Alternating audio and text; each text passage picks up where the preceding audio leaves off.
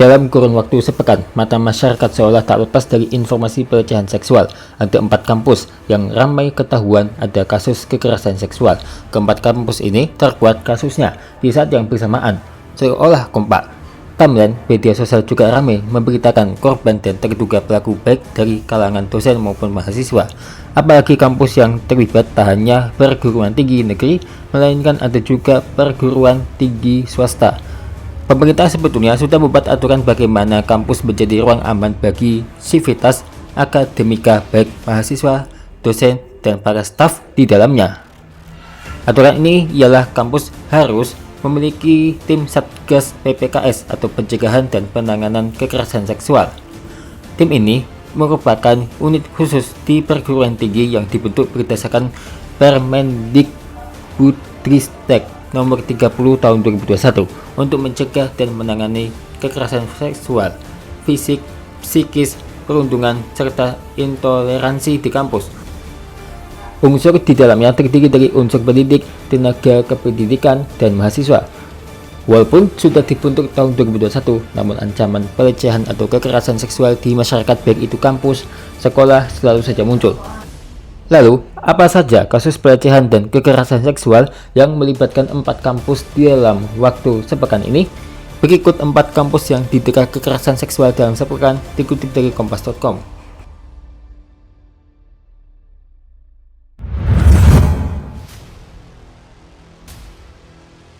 Dikutip dari kompas.com, kasus dugaan terungkap yang dilakukan 16 mahasiswa Fakultas Hukum Universitas Indonesia atau FHUI sampai saat ini masih terus bergulir. Terbaru, UI resmi membekukan status akademik 16 mahasiswa FHUI yang tiba-tiba pelaku misterius mengungkapkan lewat chat. Direktur Hubungan Masyarakat, Media, Pemerintah, dan Internasional UI Erwin Agustian Panigoro mengatakan pembekuan ini dilakukan mulai 15 April hingga 30 Mei 2026. Langkah ini diambil sebagai bagian dari komitmen universitas untuk memastikan proses pemeriksaan berjalan secara objektif, melindungi semua pihak yang terlibat, serta menjaga lingkungan akademik tetap kondusif, kata Erwin melalui keterangan tertulis Rabu 15 April.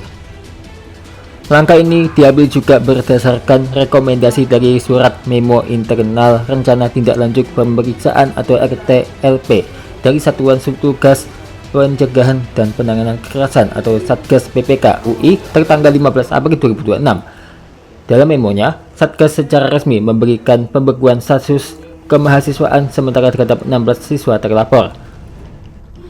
Erwin mengatakan, selama masa penonaktifan, para tak terduga tidak diperkenankan mengikuti seluruh kegiatan pendidikan dan proses belajar mengajar, termasuk perkuliahan, bimbingan akademik, maupun aktivitas lain yang berkaitan dengan kegiatan akademik. Selain itu, mereka juga tidak diperbolehkan berada di lingkungan kampus, kecuali untuk pemeriksaan kepentingan oleh Satgas PPK atau keperluan tertentu yang bersifat mendesak dan tidak dapat ditunda dengan pengawasan dari universitas.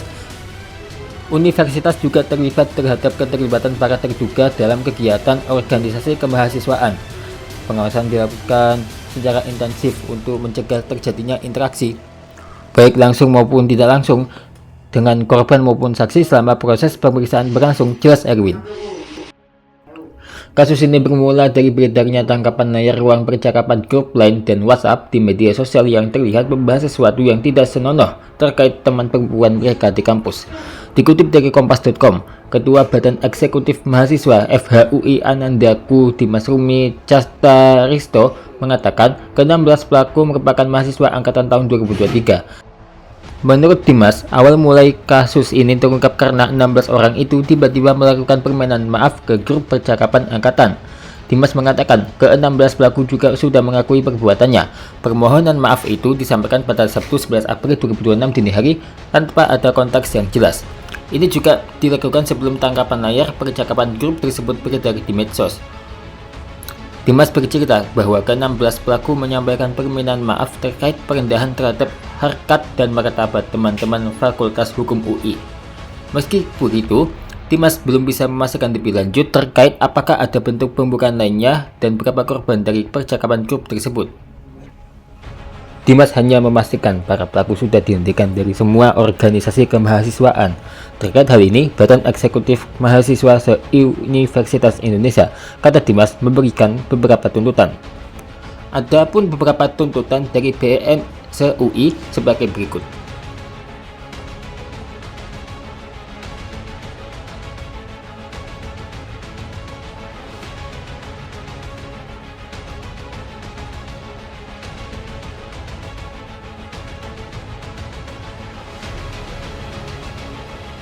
Untuk menelusuri Satgas PPKS UI periksa mengapa kasus 16 mahasiswa ini bisa terjadi dan mengapa banyak kasus lama yang masih menggantung tanpa kejelasan kasus.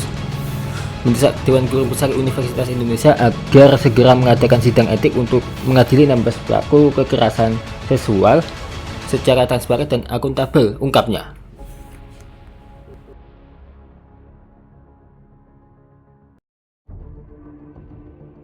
Korban memahami secara seksual yang dilakukan oleh 16 mahasiswa Fakultas Hukum Universitas Indonesia yang berjumlah 27 orang. Kuasa hukum korban mahasiswa yakni Timotius Raja Gugu mengatakan 27 korban itu terdiri dari 20 mahasiswa dan 7 orang dosen. Oleh karena itu, Timotius berharap pihak kampus bisa lebih serius dalam menyikapi kasus dugaan mengungkapkan hal-hal seksual tersebut. Ia juga berharap semua pihak mulai dari alumni, mahasiswa, dan seluruh rakyat Indonesia untuk tidak menganggap kasus ini berlebihan. Terkait bagaimana obrolan tersebut disebarkan, Timotius menegaskan penyebaran tersebut dilakukan secara sah dan sebagai bentuk perjuangan para korban. Mengingat para korban, kata Timotius, sudah mengetahui adanya mengungkapkan hal tersebut sejak tahun 2025. Timo juga berharap kampus dan fakultas bisa menangani kasus ini dengan baik dan memberikan sanksi berat berupa pemberhentian dari kampus atau putus sekolah.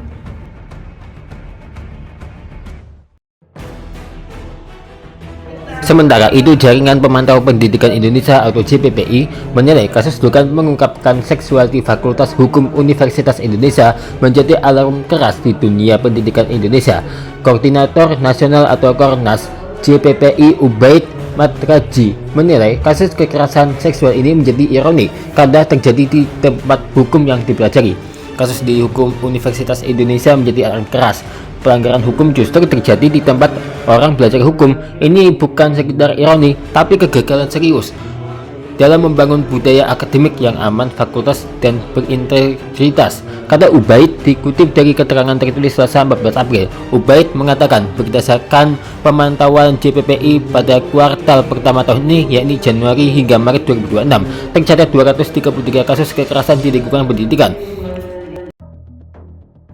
Distribusi kasus menunjukkan kasus kekerasan terjadi di beberapa tempat, antara lain di sekolah 71%, perguruan tinggi 11%, pesantren 9%, satuan pendidikan non-formal 6%, dan madrasah 3%. Dominasi tingkat sekolah yang mencapai 71% menunjukkan bahwa ruang pendidikan dasar dan menengah telah menjadi epicentrum kekerasan. Sementara itu, jika digabungkan, pendidikan berbasis agama, pesantren, dan madrasah menyumbang 12%, yang menunjukkan bahwa tidak ada satupun ekosistem pendidikan yang benar-benar aman dari kekerasan. Ubaid mengungkapkan, jenis kekerasan yang paling banyak ditemukan adalah kekerasan seksual sebanyak 46%, kekerasan fisik 34%, perundungan atau bullying sebanyak 19%, kebijakan yang mengandung kekerasan sebanyak 6%, dan kekerasan psikologis sebanyak 2%. Selain itu, lanjut Ubaid, berdasarkan identitas pelaku, mereka adalah tenaga pendidik dan kependidikan sebanyak 33%, siswa sebanyak 30%, dan orang dewasa 24%, dan lainnya 13%. Data ini menunjukkan fakta yang sangat memprihatinkan. Pelaku tersebut besar justru berasal dari dalam sistem pendidikan itu sendiri. Jika digabungkan antara guru, dosen, tenaga kependidikan, dan siswa, maka lebih dari 63% pelaku berasal dari lingkungan internal lembaga pendidikan.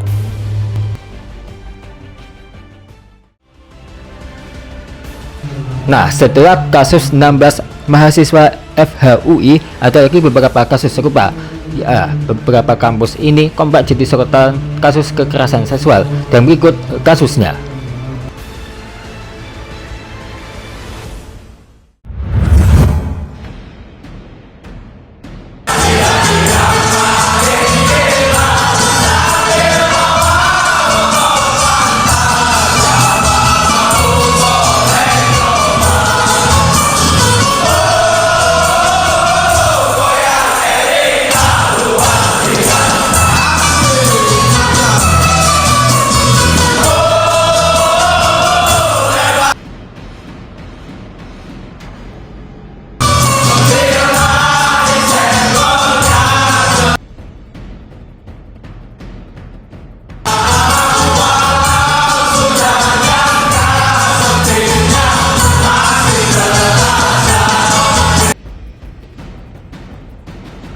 ITB tersandung kasus ini setelah video penampilan orkes semi dangdut dari Himpunan Mahasiswa Tambang Institut Teknologi Bandung viral. Dalam video tersebut, para mahasiswa menyanyikan lagu berjudul Erika dengan lirik yang terpampang di layar lebar. Masalahnya, lirik lagu ini dinilai mengandung unsur pelecehan kaum perempuan. Salah satu akun X ikut memuat video ini, @ipopdeset, sehingga pada Senin 13 April 2026 video ini ikut dikritik masyarakat. HMT ITB kemudian membuat permohonan maaf atas beredarnya lagu tersebut.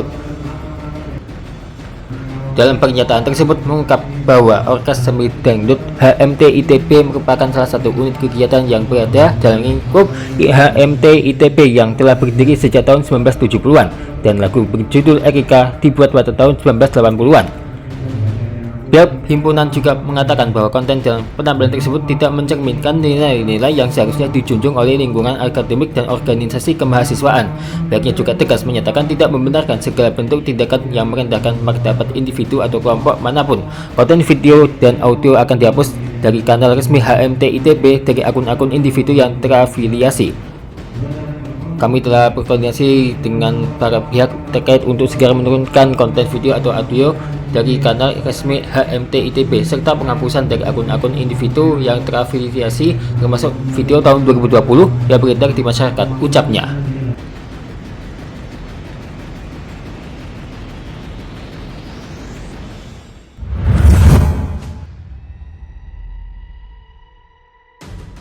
Satu-satunya kampus swasta yang masuk sorotan dalam sepekan, kampus ini juga tersandung masalah pelecehan seksual.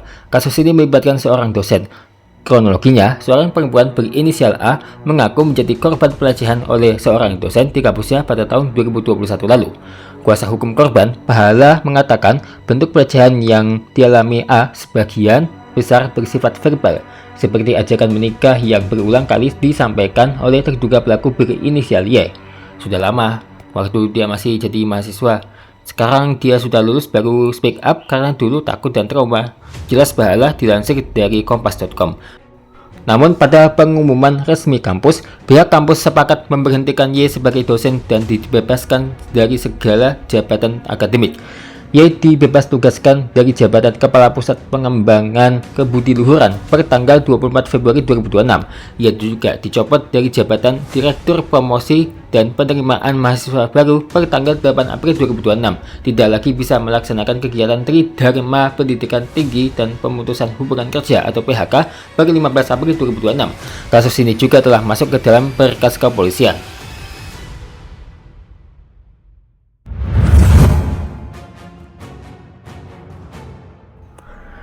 Screenshot WhatsApp percakapan yang diduga dosen Unpad dengan salah seorang mahasiswa pertukaran pelajar viral di media sosial. Terduga dosen Unpad ini dalam percakapan yang viral meminta foto tidak senonoh kepada mahasiswi. Kasus ini masih terus berproses dan baru saja viral. Namun Rektor Unpad Arif Sejam Sulaksan Kartasasmita menegaskan kampus tidak akan memberikan toleransi terhadap segala bentuk kekerasan, termasuk kekerasan seksual di lingkungan akademik. Setiap laporan dugaan pelanggaran akan kami proses secara serius sesuai ketentuan yang berlaku, ujar Arif Sejam Sulaksan Kartasasmita dari keterangan resminya. Ia mengatakan sebagai institusi pendidikan tinggi, Unpad menekankan komitmen dalam menjaga nilai integritas, keamanan, dan perlindungan bagi seluruh sivitas akademika. Ketika Unpad mendapatkan informasi ini, pada hari yang sama dosen tersebut dinonaktifkan dulu. Ia mengatakan proses ini melibatkan Satuan Tugas Pencegahan dan Penanganan Kekerasan Seksual Unpad bersama unsur Senat Fakultas guna memastikan penyelidikan berjalan objektif dan menyeluruh. Jika hasil investigasi membuktikan adanya pelanggaran, pihak kampus akan menjatuhkan sanksi tegas sesuai peraturan perundang-undangan yang berlaku. Ia menekankan keselamatan dan kepentingan korban menjadi prioritas utama dalam setiap proses penanganan.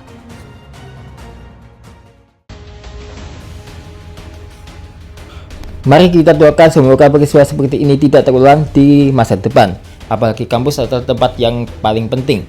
Jadi sangat miris ya dengan terjadinya kasus pelecehan seperti ini. Apalagi tak cuma satu, tapi juga beberapa kampus yang dalam sepekan ini ada 4 kampus yang terlibat kasus pelecehan.